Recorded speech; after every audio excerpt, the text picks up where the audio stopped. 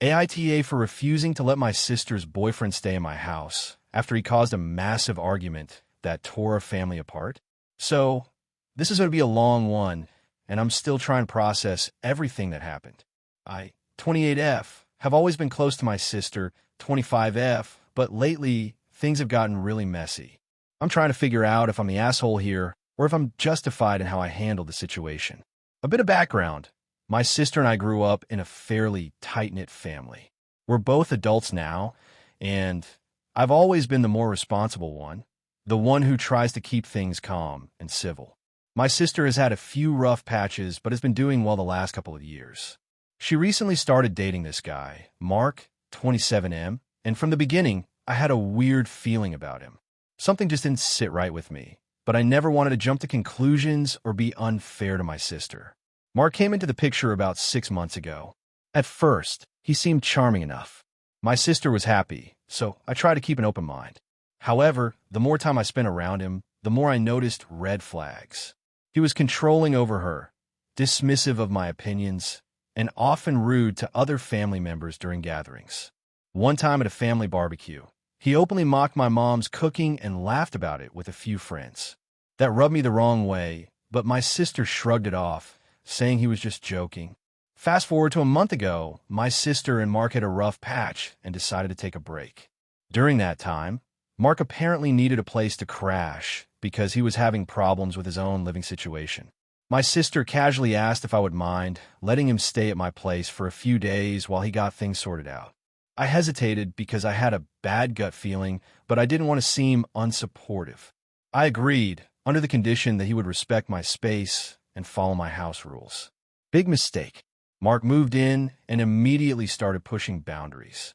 He treated my home like a hotel, leaving messes everywhere, eating my food without asking, and playing loud music late into the night. I confronted him a few times, and he would get defensive or just ignore me. My sister, seeing how upset I was, told me to be patient because he was going through a hard time. I tried to be understanding, but it was wearing me down. Then came the night that changed everything. I had a small get-together plan with a few friends, nothing wild, but just a chance to unwind. Mark got visibly annoyed when he found out, saying he didn't like loud noises and that I should keep it down. I reminded him politely that it was a few friends in my home and that I had given him a place to stay out of kindness. The argument escalated quickly. He started insulting me, calling me selfish and accusing me of trying to ruin his life.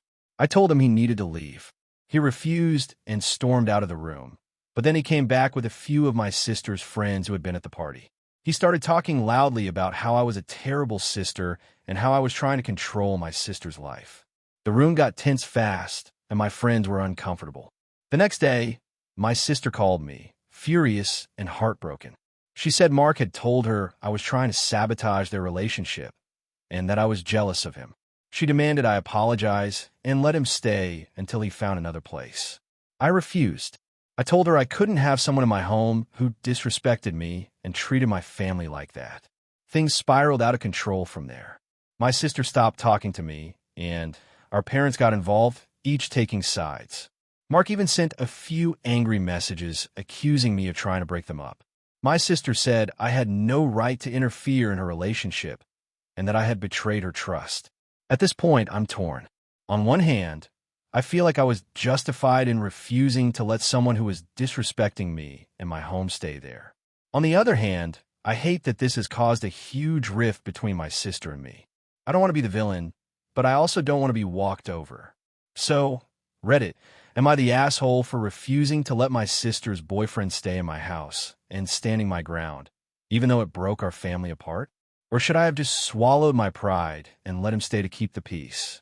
If you enjoyed the video, don't forget to leave a like and subscribe to the channel. It helps the content grow and motivates me to create even more great videos. Turn on notifications so you don't miss any new uploads. By the way, I'm curious, when do you usually watch my videos? While working, studying, or just relaxing at home? Let me know in the comments. I'd love to hear from you. Thank you for your support. AITA for telling my sister she can't bring her emotional support peacock to my wedding. This all started about a year ago when my sister, Jessica, announced she was getting an emotional support peacock. Yes, an actual peacock. For context, I'm 32F, and Jessica is 29F.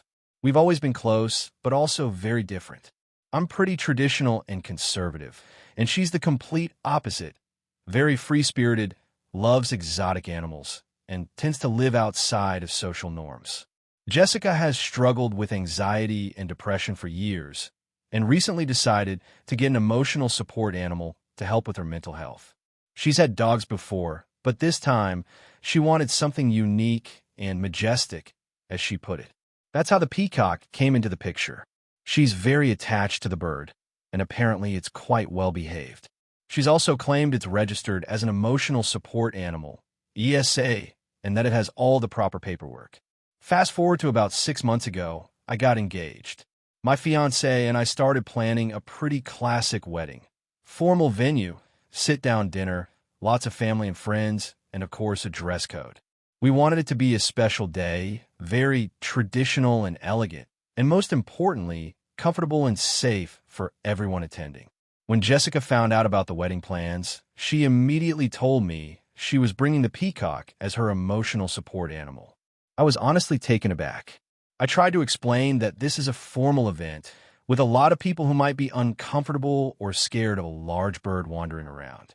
Also, I was worried about allergies, potential mess, and just the general logistics of having a peacock in a crowded venue. Jessica responded that the peacock is well-trained, won't cause any problems, and that it's part of her mental health support. She said she has the right to bring her ESA wherever she goes, and that I should be understanding and accommodating. I tried to reason with her again, saying this isn't a public place like a grocery store or airport. This is a private event, and I have the right to set the rules. I suggested she could arrange for someone to care for the peacock elsewhere during the wedding day, or that she could bring a photo or something symbolic to represent it, but she refused. She said if I don't allow the peacock, she might not come at all. This put me in a difficult spot because on one hand, I want my sister there. On the other hand, I don't want to risk my wedding experience being disrupted or uncomfortable for other guests. I also have 2 young nieces who I worry might get scared or upset if the bird acts out or tries to wander around. I talked it over with my fiancé, and we decided to be firm. We told Jessica that no animals allowed at the venue, except for a service dog if absolutely necessary, and no peacock can qualify as a service dog. We also explained that this was a private event and not covered under public accommodation laws. Jessica exploded on me. She accused me of being selfish, not understanding her mental health needs, and of discriminating against her ESA. She said I was prioritizing my stuffy wedding over her well-being, and that if I cared about family, I would be more flexible. She also made some passive-aggressive comments about how I don't really support her mental health struggles and how she's always the one making sacrifices. After that, our communication became strained. She's now barely responding to my calls and messages about the wedding. She did RSVP no to the invite. A few mutual friends and family members have weighed in. Some say I'm being reasonable and that it's a private event where I can set the rules. Others say I'm being insensitive and that I should accommodate my sister's mental health needs, especially since this is a big day for her too. I'm torn. I want to support my sister, but also want to have the wedding I envisioned. I feel like I compromised by offering no animals and suggesting she find care for the peacock elsewhere, but she refuses. I'm worried that if I back down and allow the peacock, it will create chaos or stress for me and other guests. Plus, there's the question of venue rules. Most venues don't allow animals, and I don't want to risk losing the deposit. So, Reddit, AITA for telling my sister she can't bring her emotional support peacock to my wedding? Should I just suck it up and accept the bird? Or is it reasonable to have a no-pets policy at a formal event? Thanks for reading. AITA for refusing to babysit my sister's kids after she repeatedly ignored my boundaries and then got upset when I said no. I, 29F, have a younger sister, Sarah, 26F, who has 2 kids, ages 3 and 1. We've always had a somewhat strained relationship. Growing up, she was very demanding and self-centered, and I was more introverted and independent. Over the years, I've tried to keep the peace, but things have rarely been easy between us. When Sarah had her first kid, I was happy for her and tried to be supportive, but she immediately started expecting me to drop everything to help her. I have a full-time job with irregular hours, and I also live about 45 minutes away from her house.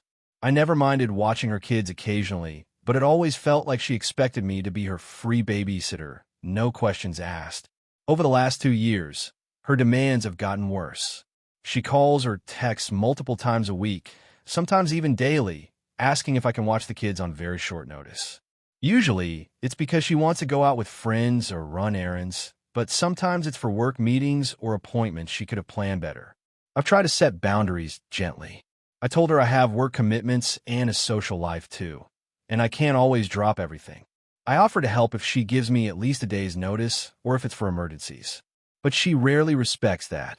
She'll get upset or guilt-trip me, saying she's overwhelmed and needs help. Sometimes she accuses me of not caring about her or the kids. Last month, things came to a head. She called me at 7:30 p.m. on a Wednesday, asking if I could watch the kids overnight because she and her boyfriend were going out to a concert. I had an important project deadline and had already planned to work late that night. I told her I couldn't and suggested she ask her boyfriend's parents or a babysitter. She got mad, saying I'm selfish and don't care about family. I tried to explain that I'm not a free childcare service and that I have my own life and responsibilities. She hung up on me. The next day, she sent a long text accusing me of abandoning her and the kids. She said I was the only family she had and that I should step up. I replied that I care about her and the kids, but can't keep dropping everything at a moment's notice and that I'm happy to help if she respects my time. She didn't respond for a few days, but then called me crying, saying she felt hurt and unsupported. I felt bad, but I also felt like she was using emotional manipulation to guilt me into babysitting. I reiterated my boundaries. Fast forward to last weekend. Sarah asked me to watch the kids again, this time for a whole afternoon, so she could attend a wedding. I told her I already had plans to go out of town for a friend's birthday, which I'd booked months ago. She flipped out, saying I was choosing friends over family and letting her down again.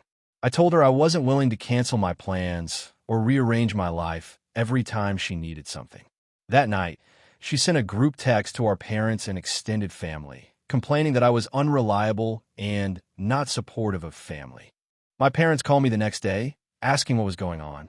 I explained the situation from my perspective, and while they understood my point, they also said I should try to be more flexible because Sarah needs support with 2 small kids. I am honestly torn. I love my niece and nephew, and I want to be involved in their lives, but I don't want to be treated like a babysitting service or guilt into it all the time. Sarah's constant demands and emotional pressure have made me feel resentful and exhausted. I've told her multiple times that I'm willing to help if she plans ahead or if it's an emergency, but she either ignores that or makes me feel bad for enforcing boundaries. So, AITA for refusing to babysit my sister's kids on demand and for standing my ground despite her getting upset and involving the rest of the family? Or should I just accept that this is what family support looks like and sacrifice my own time and plans?